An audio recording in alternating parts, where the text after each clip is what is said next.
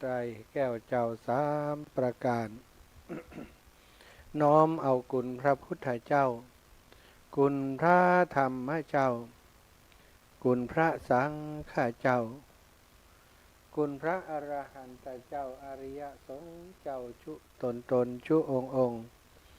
ได้เมตตาแผ่ปรมีมาเป็นนวโลกุตรธรรมปกเกล้าเกศาปกห่มหักษาครูบาอาจารย์พระมหาเถระพระเถรานุเถระเพื่อนสหธรรมิกสหพรหมจารีทุกรูปทุกองค์ปกห่มหักษาศรัทธาสาธุชนคนดีเท่าแก่อีพ่ออีแม่ตั้งหลายทุกท่านทุกคนที่ติดตามรับฟังรายการสารธรรมยามค่ำทางสถานีวิทยุเพื่อการศึกษาวิทยาลัยสงฆ์นครลำปางซึ่งออกอากาศจากวัดบุญยวาสวิหารพระอารามหลวง โดยเมตตาปรมีของหลวงพ่อพระครู อนุศาสตร์วรธรรมเจ้าคณะอำเภอเมืองลำปางเจ้าอาวาสวัดบุญยวาสวิหารพระอารามหลวงเมตตาสถานที่ตั้งของสถานีและทีมงานสถานีวิทยุซึ่งประกอบไปด้วยดร.จิรศักดิ์ปันลำผอ.สถานีน้องแอมพัชริยาฟองจันตาดร.เจ้าหน้าที่สถานีฝ่ายรายการน้องนัทสถาพรสุตาคำช่างเทคนิคน้องดิวอนุพงษ์ตาจินะช่างเทคนิคของสถานีรวมโดยช่วยกันดูแลสถานีเพื่อให้ได้ออกอากาศกระจายเสียงส่งความสุขไปหาสถาญาติโยม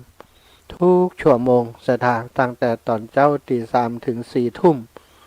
ทุกวันส่วนหนึ่งก็เป็นรายการธรรมะเนาะถือว่าเป็นรายการส่วนใหญ่ของสถานีส่งเสริมให้มีการฟังน้ำฟังธรรมส่งเสริมให้ครูบาอาจารย์ได้มีโอกาสมาแสดงธรรมหรือว่าจัดในการนำสารธรรมมาแบ่งปันอุจากับสถาญาติโยมทุกวันหลายท่านหลายคนสลับสับเปลี่ยนหมุนเวียนกันไปเนาะสถาพ่ออีแม่ทั้งหลายอาตมาภาพก็ได้ รับโอกาสเป็นทีมงานพระสงฆ์เผยแผ่พระพุทธศาสนาของจังหวัดลำปางโดยการนำของท่านอาจารย์ใหญ่พระมหานพดลสุวรรณเมธีเป็นผู้ที่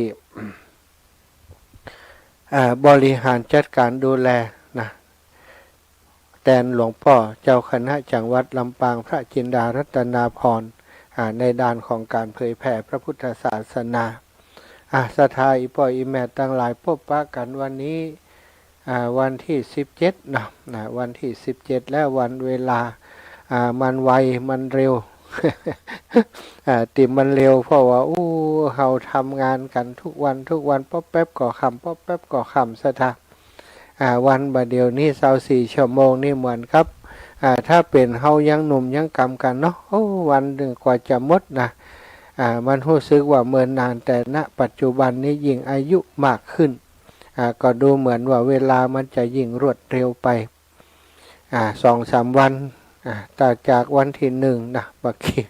แป๊บเดียววันนี้วันที่17แล้วนะจากนี้ไปก็อีกบักกี่วันก็จะถึงปอยหลวงวัดบรรพตสถิตแล้ววันที่26สถาวันนี้ก็เร่งการเร่งงานเนาะหลายยังงานค้างแหมหลายอย่างอยู่ก็อิดใจอันละเหมือนกัน ตอนนี้เลยว่าอยากจะไปไหนละวันนี้ก็ทำงานวันค่ำนะกำลังหาพักตะกี้ก่อนจะเข้ารายการสัก15 นาทีเนี่ยสถาพบปะกันแล้วก็จะปาสถาเท่าแก่อีพ่ออีแม่ทั้งหลายไหว้พระสวดมนต์กันนะกราบพระพร้อมกันเนกราบ1พุทโธเมนาโธกราบ2ธัมโมเมนาโธกราบ3สังโฆเมนาโธ อิมินาสการเรนะพุทธังอภิปูชยามิอิมินาสการเรนะ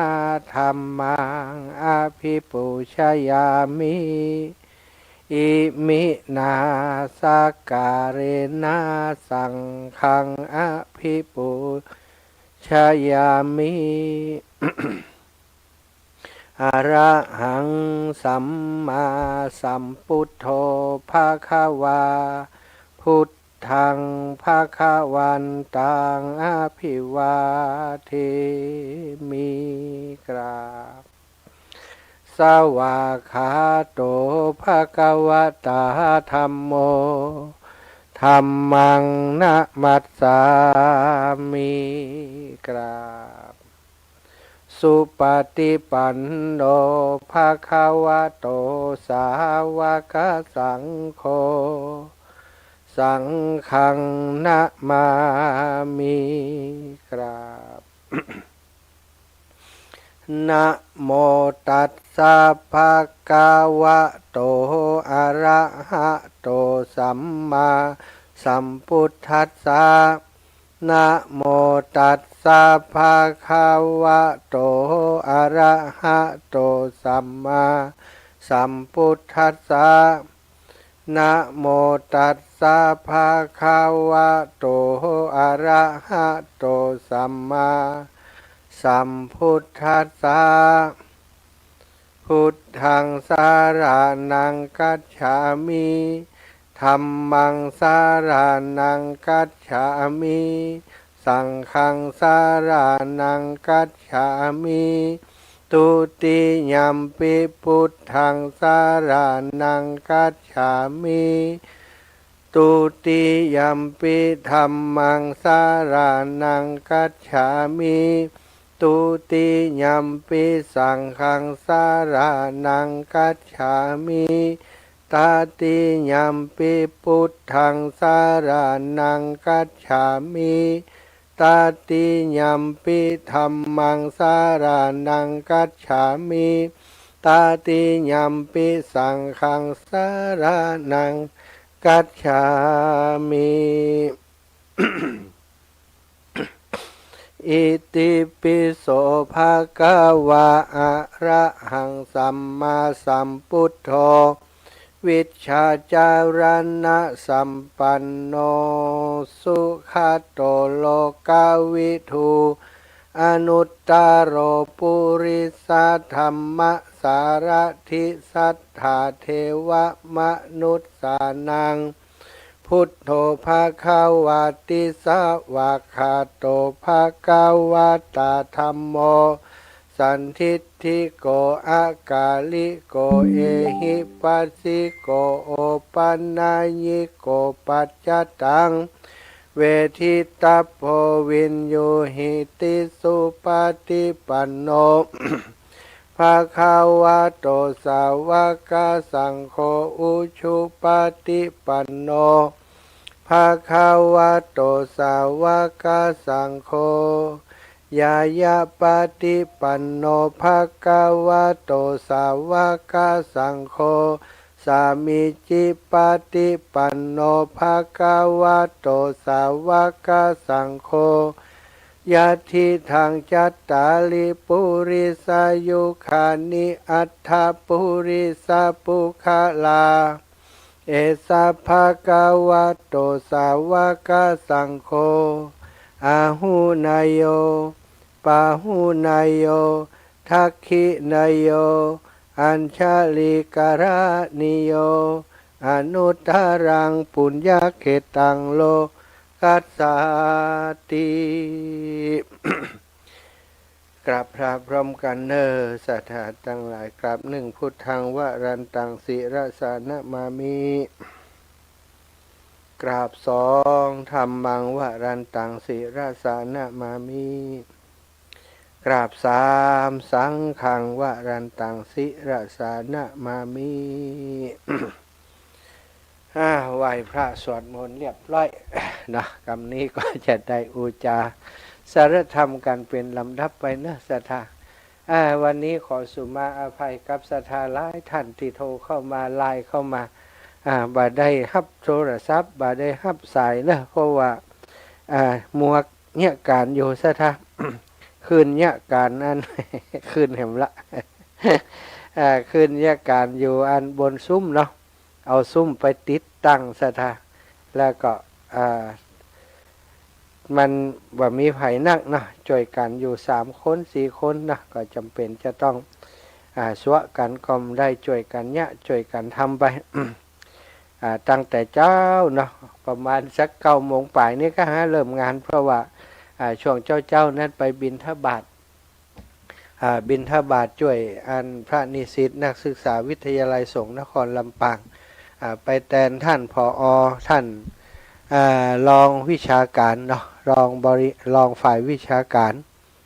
วิทยาลัยสงฆ์นครลำปางท่านพระครูสิริธรรมบัณฑิตท่านอาจารย์ติดภาระธุระไปต่างจังหวัดก็มอบเพื่ออาตมาภาพได้ไปแทนที่บ้านขวางเปาบ้านไห่นาน้อยโอ้เส้นทางยาวไกลซะนะจากบ้านขวางเปาไปถึงบ้านไห่นาน้อยใช้เวลา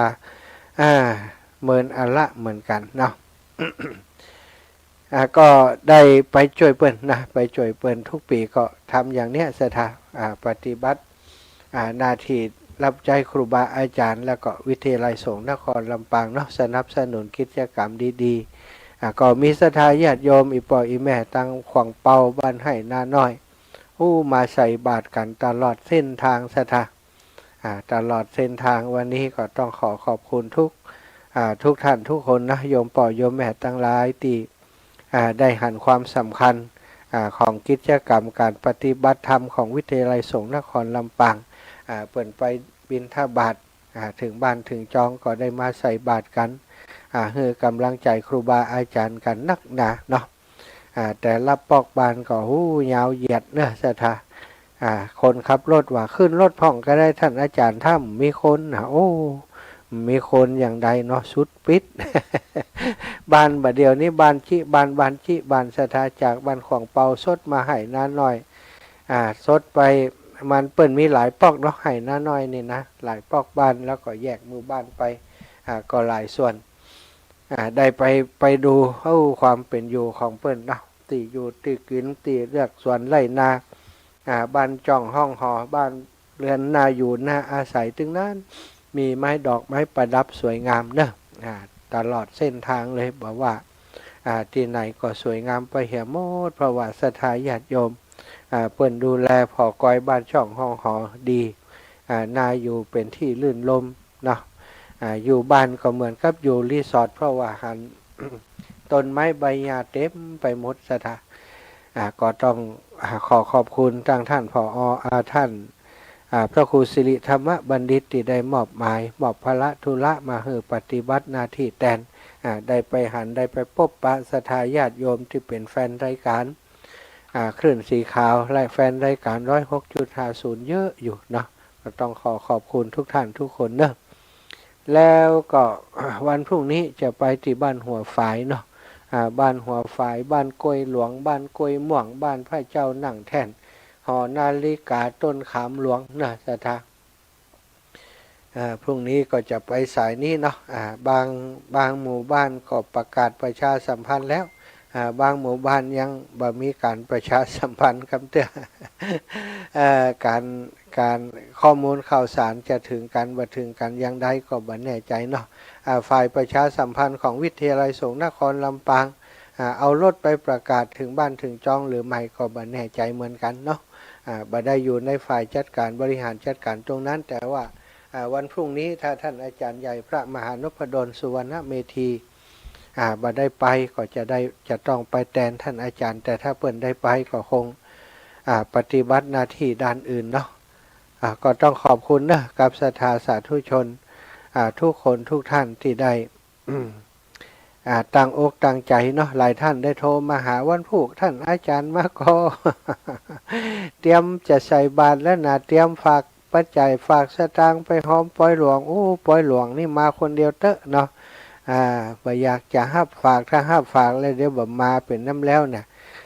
มากันบ่ใจไก่นี่บ่ได้เนาะกล้วยฝ่ายกล้วยหลวงกล้วยแพะนี่วันที่26มาฟังสอด้วยกันท่านเสน่ห์กาหลงจะมาสอห่ำเป็นซอเปิ่นห้องว่าซอมหาจาตุเวสสันดรชาดกนะสถาเทศสองธรรมาสเทศมหาจาตุทรงเครื่องมีการแสดงของลูกหลาน ในแนวของการแสดงซอด้วยโอ้ม่วนนันสันเล่าเนอะเรียกน้ำตาคนเฒ่าคนแก่ได้เป็นอย่างดีได้มีการแสดงประกอบด้วย กลับมากันวันที่26เนาะอาราศทาญาติโยมพบปะกันวันนี้นะก็ต้องคืนค่ำคืนที่ผ่านมาได้นำเรื่องราวของมงคล38ประการมงคลข้อที่1เนาะการคบคนพาลอาเสวนาจะพาลานังการไม่คบคนพาลอาเสวนาการไม่คบนะอาเสวนาจะพาลานังบัณฑิตานันจะเสวนา เป็น เป็นบาทคาถาที่เกี่ยวข้องกันเนาะสถาบาทคาถาเดียวกันแต่ว่าแยกเป็น2หัวข้อที่1อาเสวนาจะพาลานังการบ่คบคนพาลบัณฑิตานันจะเสวนานี่คือการคบบัณฑิตเนาะคืนก่อนได้อูจากันไปถึงเรื่องลักษณะของคนพาลเป็นแบบใดแล้วก็คนพาลประพฤติแบบใด ถ้าเราไปคบคนพาลแล้วจะมีผลอย่างใดครับตัวเราค่ำคืนที่ผ่านมาก็ได้อูจาเกี่ยวกับเรื่องของคนพาลและการคบคนพาลผลที่เกิดขึ้นจากการที่เราไปคบคนพาลนะมันก็เปลี่ยนไปในทางที่บดีทั้งนั้นสถานอย่างคนสมัยโบราณคนสมัยก่อนเปิ่นก็ตึงว่าไว้เนาะคบคนพาลพาไปหาผิดคบบัณฑิตพาไปหาผลตรงที่นี้ก็คือสิ่งที่เป็นประโยชน์สิ่งที่เป็นผลบุญผลกุศลนะถ้าคบบัณฑิตก็จะได้แบบนั้นแต่ถ้าคบคนพาลนี้ก็มีแต่ความเดือดร้อนที่จะเข้ามาหาเราคนพาลนั้นเป็นคนที่มักจะทำอะไรอย่างบ่ค่อยใจสติปัญญาใจอารมณ์ใจความคิดเห็นส่วนตัวมีความหันแก่ตัวเป็นใหญ่นะอันนี้คือลักษณะของคนพาลถ้าเราไปส่องเสพไปคบหาไปเกี่ยวข้องตัวก็จะนำความเดือดร้อนมาให้กับตัวเรา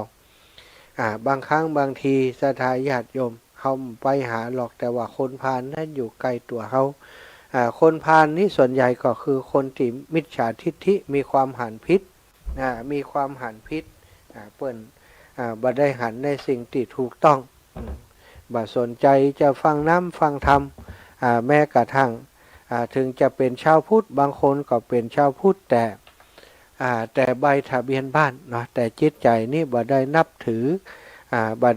อพระรัตนตรัยเป็นสรณะเป็นที่พึ่งเลยพระพุทธเจ้า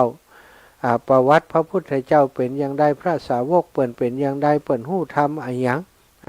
พระสาวกมีกี่ตนกี่องค์นี่บ่ฮู้เรื่องเลยสถาคนพาลจะบ่สนใจฟังน้ำฟังธรรมสนใจแต่สนุกสนานเฮฮาสนใจแต่เรื่องที่มันเหลวไหลไร้สาระเป็นไปเสียส่วนใหญ่ทำการงานอย่างก็บอกค่อยทำขี้เกียจขี้ค้านสถาแล้วเอาชีวิตไปอยู่ในหลุมของอบายามุขทั้งหลายดื่มสุราเมลัยพิษลูกพิษเมียเขาเอกวเลกเกเรเป็นนักเลงหัวไม้เนี่ยคนพาลคนอันธพาลทั้งหลายจะเป็นอย่างนี้ถ้าเราไปคบมันก็หลีกหนีบ่พ้นคบคนอย่างใดก็เป็นคนอย่างนั้นฉะนั้นทางที่ดีที่สุดก็คือห่างคนพาลไว้เมื่อห่างคนพาลได้แล้วสิ่งที่จะต้องทำต่อคือการคบกับบัณฑิตสถาอาเสวนาจะพาลานังเมื่อบ่คบคนพาลแล้วอาเสวนาจะพาลานังบัณฑิตานันจะเสวนา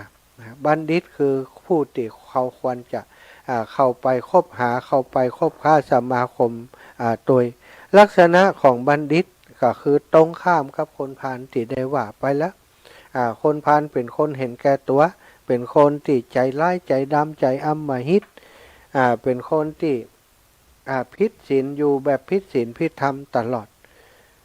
สถามีความก้าวร้าวมีความขี้โกรธขี้โมโหนี่คือลักษณะอาการของคนพาลบัณฑิตก็คือตรงกันข้ามกับคนพาลบัณฑิตนี้เป็นผู้ที่สุขุมเยือกเย็นมีความรู้ไปอยู่ดำเนินชีวิตโดยปัญญาบัณฑิตจะดำเนินชีวิตโดยปัญญาบ่มีที่จะคิดร้าย คิดร้ายแก่ไผนะบ่เบียดเบียนไผบ่คิดร้ายต่อไผสนใจในการฟังน้ำฟังธรรมสนใจในการเฮียน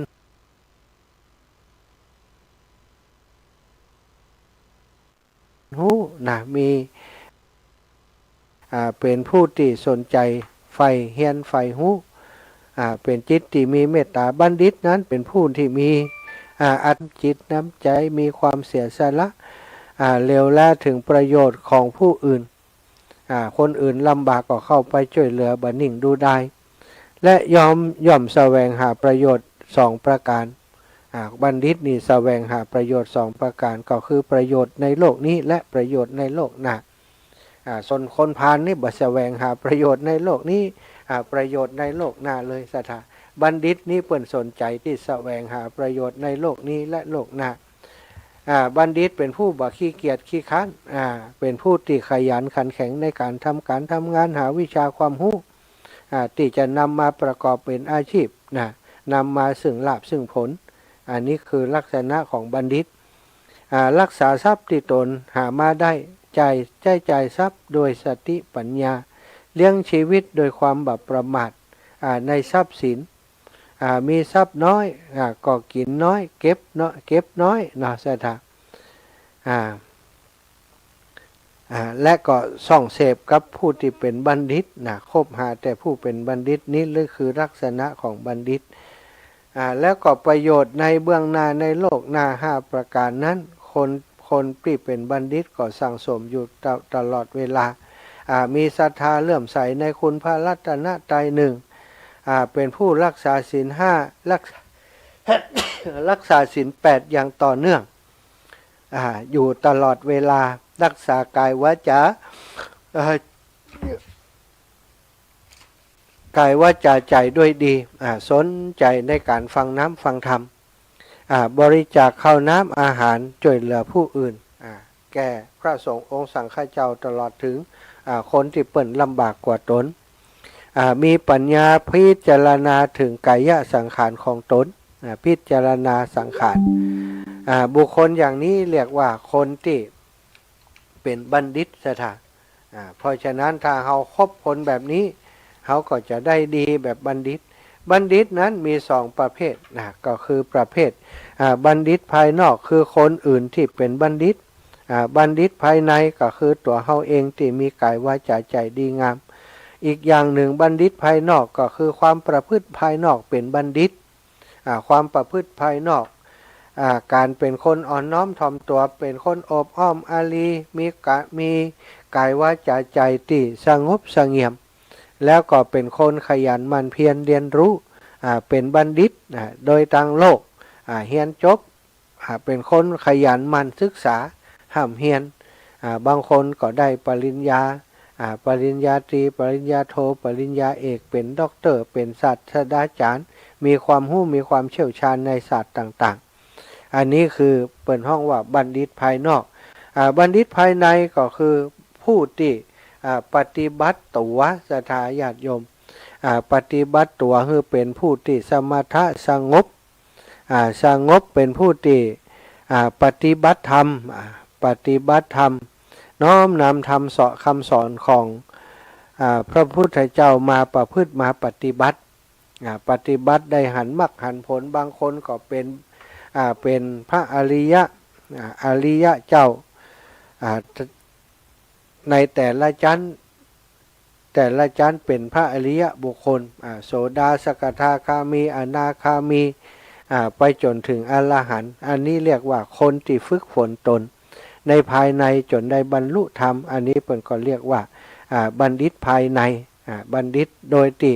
ภายนอกเพิ่นอาจจะบ่จบหยังมาก็ได้สถาญาติโยมแต่ว่าภายในนี่เป็นคนปฏิบัติดีปฏิบัติชอบปฏิบัติธรรมได้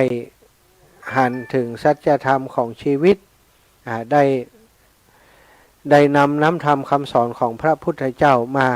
มาปฏิบัติเพื่อจะให้ตัวเองนี้มีความสงบสุขมีความสงบลมเย็นห่างไกลจากกิเลสตัดกิเลสได้อันนี้เรียกว่าบัณฑิตภายในลักษณะของการคบบัณฑิตนั้นมีอยู่7ประการด้วยกัน หนึ่งการไปมาหาสู่กับผู้ที่เป็นบัณฑิตนั้นสองการเข้าไปเป็นผู้สนิทนะสนิทกับบัณฑิตสนิทชิดชอบกับบัณฑิตสามลักษณะการมีความจงรักภักดีคือรักใคร่ชอบพอกับผู้ที่เป็นบัณฑิต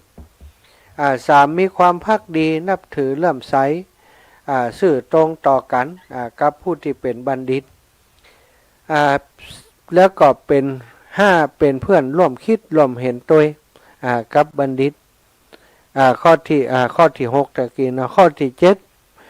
เป็นเพื่อนร่วมกินร่วมอยู่ด้วยกันดำเนินตามแบบอย่างของบัณฑิตอันนี้คือการคบบัณฑิตมีอยู่7ประการแบบนี้ผู้ที่เข้าสมาคมกับบัณฑิตโดยการลักษณะแห่งการคบบัณฑิตดังกล่าวชื่อว่าผู้ที่คบบัณฑิตสถาคบคนเช่นใดก็เป็นคนเช่นนั้นนะอันนี้คนโบราณเพิ่นกล่าวไว้ผู้คนที่คบบัณฑิตก็พลอยเป็นบัณฑิตไปด้วยถึงแม้ถึงหากจะบดีขึ้นก็ยังได้ชื่อว่าอยู่ในหมู่บัณฑิตย่อมเป็นสิริมงคลแก่ตนดุจใบไม้ห่อของหอมก็จะพลอยหอมไปด้วยคนที่คบมิตรชั่วแม้จะบ่ชั่วตามก็ยังมีชื่อเสียงที่เสียว่าสมาคมคบหากับคนชั่วดุจคนเดินทางร่วมกับโจรแม้บ่ใจโจรก็ยังพลอยถูกอันตรายไปด้วยเพราะว่าตุยกันกับโจรอันนี้อันตรายนะสถาแต่ว่าบางครั้งบางทีนี่หมู่โจรมันก็ฉลาดนะมันเอาคนดีมาเป็นเกาะกำบังตุยไปกับคนที่เป็นคนดีคนที่เป็นคนดีก็กลายเป็นเรียกว่าเกาะกำบังให้เขาเป็นอย่างดีนะถ้าโจรมันมีอยู่คนสองคนเนาะตัวเฮาไปอย่างเอียสถาโอ้เปิ่นจะมายับโจรตำรวจก็เปิ่นยับเปิ่นจับโจรเปิ่นเกิดเปิ่นดักจับหรือว่าบางทีนี่ดักสังหารอย่างเอียถ้าไปตัวกันอย่างดิ่มที่ก็เป็นอันตรายตัวโจรไปผู้ชื่อว่าเป็นบัณฑิตนั้นแม้เมื่อเฮาคบเพียงครั้งเดียวการคบนั้นก็ทำให้เฮามีความสุขอยู่เป็นนิดบัณฑิตย่อมจะคุ้มครองเฮาให้ปลอดภัยและสนับสนุนให้เฮามีชื่อเสียงเกียรติคุณผู้ใดคบหาบัณฑิตแล้วย่อมจะชักพาให้ทำแต่สิ่งที่ดีบัณฑิตก็ย่อมจะพาไปทำทานรักษาศีลปฏิบัติภาวนาเป็นต้นชวนให้ประพฤติอยู่ในสุจริตทั้ง3ได้แก่กายสุจริตวจีสุจริตและก็มโนสุจริตกายสุจริตก็คือการบัณฑิตก็จะพาไปให้เฮานี่เป็นผู้มีกายสุจริตคือบ่ฆ่าสัตว์ตัดชีวิตบ่ลักทรัพย์ของเขาและบ่ห่วมประเพณีประเวณีหรือว่าเป็นชู้กับ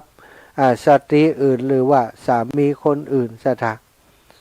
หรือว่าลูกเต้าที่เปิ้นยังบ่บรรลุนิพพิภาวะอยู่ในความปกครองของพ่อของแม่ที่เปิ้นยังห่วงเปิ้นบ่อนุญาตนี่ก็บ่ล่วงเกินเปิ้นนี่เรียกว่าประพฤติกายสุจริตประพฤติปาเฮาไปประพฤติวจีสุจริตคือบ่พูดปดผู้อื่นบ่พูดโซเสียดเจาะโยงยุยงผู้อื่นบ่พูดคำหยาบและบ่พูดคำที่บ่มีประโยชน์นี่บัณฑิตเปิ้นก็จัดเนี่ยคือเฮาหันทำคือเฮาพอเฮาหันเปิ้นเฮาก็ทำตามเปิ้นหรือว่าถ้าเฮาอยู่กับเปิ้นถ้าเฮานี่ไปพูดปดหรือว่าพูดส่อเสียดพูดยุยงพูดคำหยาบถ้าบัณฑิตเปิ้นได้ยินเปิ้นก็จะสั่งสอนบอกกล่าวเฮาว่ากรรมอย่างมันบ่ดีเนอะมันบ่เป็นประโยชน์แก่ตนมันจะเผาโลนเฮานะมันมีประโยชน์กับตนและผู้อื่นบ่ควรพูดมันเป็นบาปแก่ตัวนะมันเป็นการผิดศีล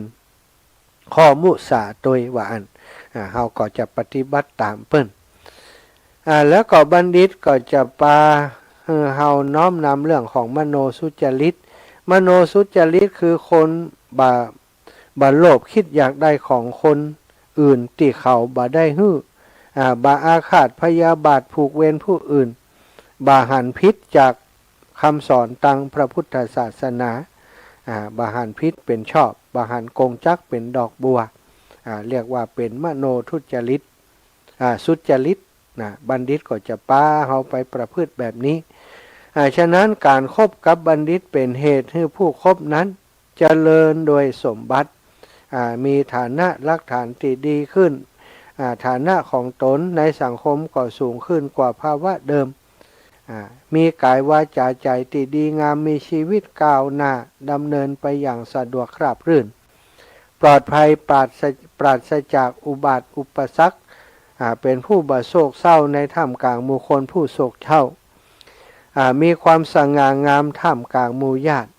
เป็นผู้มีความสุขอยู่ตลอดกาลและหลุดพ้นจากทุกข์ในวัฏทั้งสิ้นในที่สุดฉะนั้นโดยเหตุดังกล่าวพระผู้มีพระภาคเจ้าจึงได้ตรัสว่าการคบบัณฑิตเป็นเหตุแห่งมงคลและความเจริญการมีบัณฑิตเป็นกัลยาณมิตรศรัทธาญาติโยมย่อมจะทำให้เราประสบความเจริญรุ่งเรืองในชีวิตพระพุทธองค์ทรงตรัสว่าพระองค์นั้นเป็นกัลยาณมิตรของพุทธศาสนิกชนทุกๆคนถ้าใครมีพระองค์เป็นกัลยาณมิตรเรียกว่าปฏิบัติตามธรรมของพระองค์ก็เท่ากับว่าเราได้คบบัณฑิตสถาพระพุทธเจ้าเป็นสุดยอดของบัณฑิตบัณฑิตทั้งทางโลกและทางธรรมทางโลกความรู้ของพระองค์ก็กว้างขวางจบการศึกษาถ้าเป็นสมัยนี้นี่ตั้งแต่อายุ7 ขวบนี่การศึกษาที่ควรจะเรียนจะรู้การเป็นฆราวาสผู้ครองเรือนนี่เรียนจบหมดเก่งเต่าเทียมกับครูบาอาจารย์หรือว่าจะมีพระปรีชาสามารถมากกว่าครูบาอาจารย์โดยซ้ำก็มีแม้กระทั่งวิชาความรู้ที่พระองค์แสวงหาเมื่อตอนบำเพ็ญทุกขกิริยาไปหาครูบาอาจารย์ต่างๆก็ห้ามก็เรียนวิชาจนเปิ้นมีอย่างสอนซะทะจนสุดท้ายเมื่อบ่พบทางว่าอันนั้นบ่ใจทางก็มาแสวงหาโมกขธรรมโดยพระองค์เองจนค้นพบหลักการของอริยสัจสี่ซะทะทุกสมุทัยนิโรธมรรคอริยสัจสี่ความจริง4ประการทุกย่อมเกิดกับทุกคนเมื่อมีทุกความดับทุกข์ก็ต้องมีเมื่อมีความดับทุกข์ก็ต้องมีหนทางไปสู่ความดับทุกข์ซะทะเมื่อมีทุกข์มันก็มีเหตุเกิดทุกข์นะเมื่อมีเหตุเกิดทุกข์มันก็ต้องมีทางที่จะดับเหตุแห่งความทุกข์นั้นสุดท้ายก็จะไปสู่ความดับทุกข์ในที่สุดอันนี้คือสัจธรรมที่พระองค์ได้ค้นพบพระองค์จึงเป็นบัณฑิตที่ยิ่งกว่าบัณฑิตทั้งหลายเฮาทั้งหลายโชคดีที่ได้มาพบเกิดมาเป็นมนุษย์พบพระพุทธศาสนาและได้รับฟังน้ำธรรมคำสั่งสอนจากองค์ชินวรสัมมาสัมพุทธเจ้าของเฮาศรัทธาญาติโยมเอาละเนาะวันนี้ได้อุจาสนทนาสารธรรมเป็นข้อคิดสะกิดเตือนใจให้ศรัทธาญาติโยมเป็นมงคลมงคลชีวิตข้อที่2ข้อแรกการบ่คบคนพาลข้อที่2การคบบัณฑิตเป็นมงคลของชีวิตนะถ้าต้องการความสุขต้องการสิ่งที่เป็นมงคลเกิดกับตนกับตัว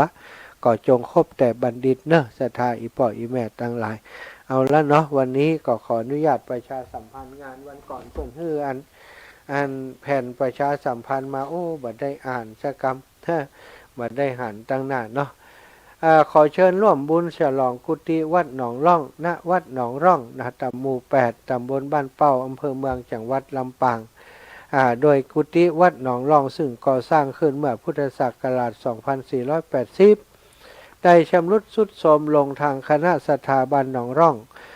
จึงได้ก่อสร้างกุฏิขึ้นใหม่โดยเริ่มก่อสร้างขึ้นในเดือนกรกฎาคม 2567 จนแล้วเสร็จโดยได้รับการบริจาคปัจจัยจากการทอดกฐินทอดผ้าป่า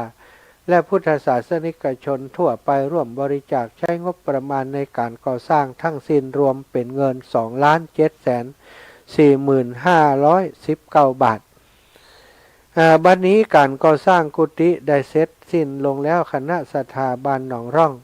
จึงได้พร้อมใจกันจัดงานทำบุญฉลองกุฏิวัดหนองร่อง เพื่อถวายเป็นไว้เป็นศาสนสมบัติไว้ในบวรพุทธศาสนาสืบไปได้ขอเรียนเชิญพุทธศาสนิกชนผู้มีจิตศรัทธาได้ร่วมบุญถวายกุฏิวัดหนองร่องในครั้งนี้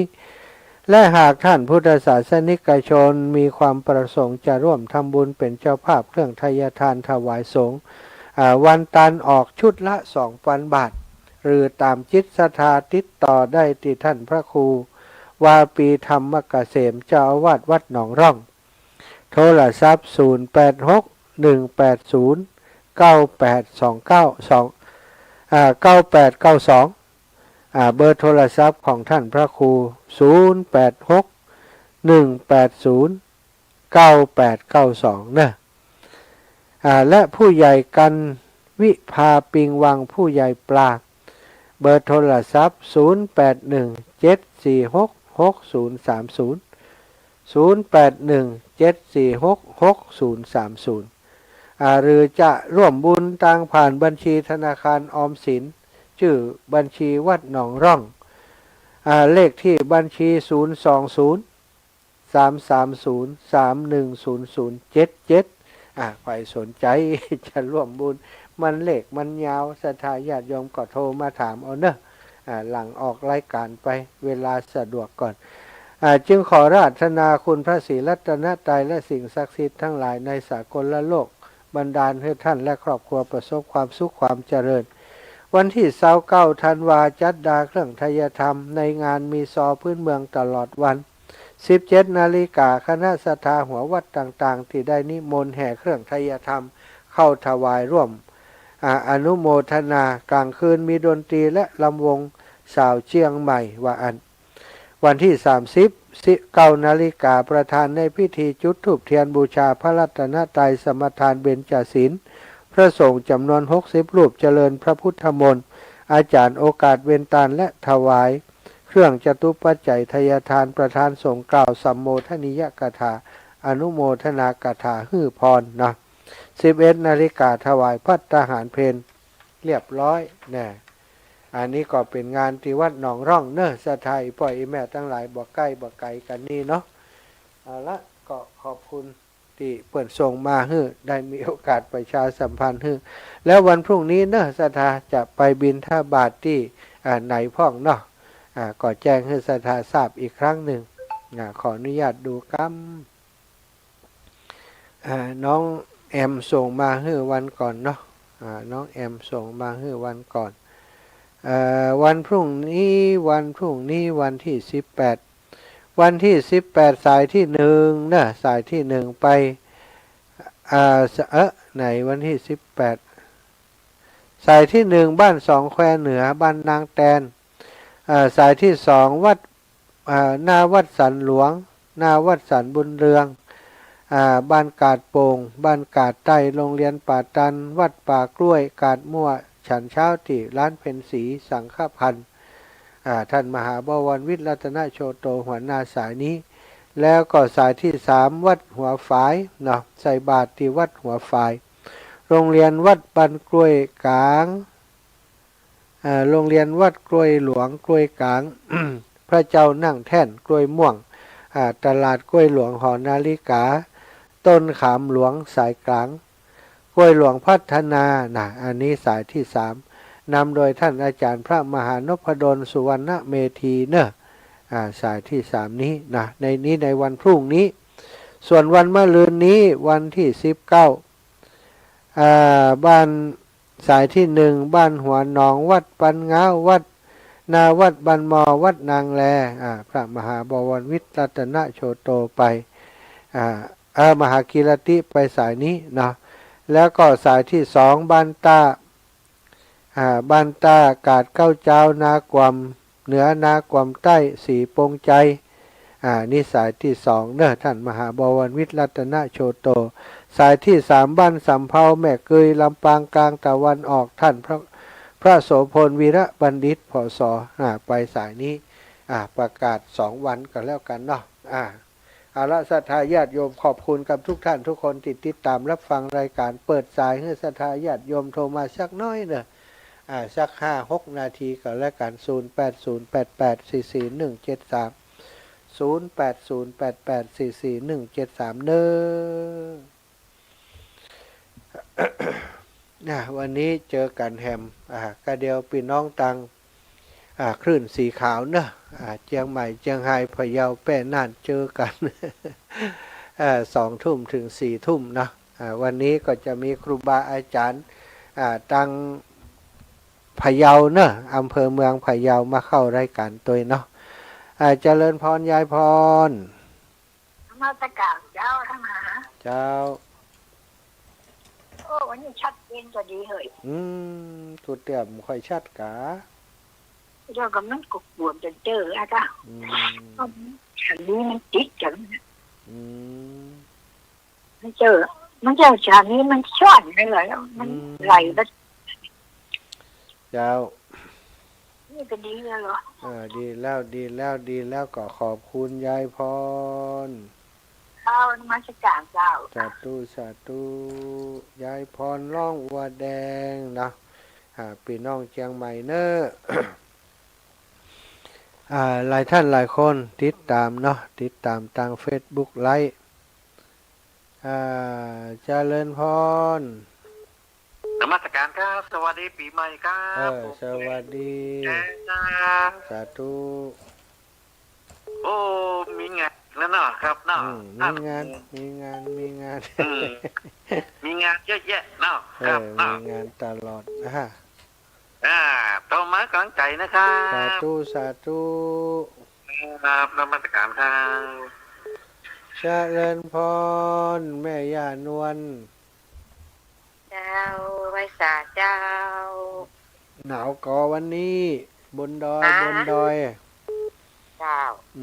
บนดอยฟังโยเจ้าเนี่ยเจ้า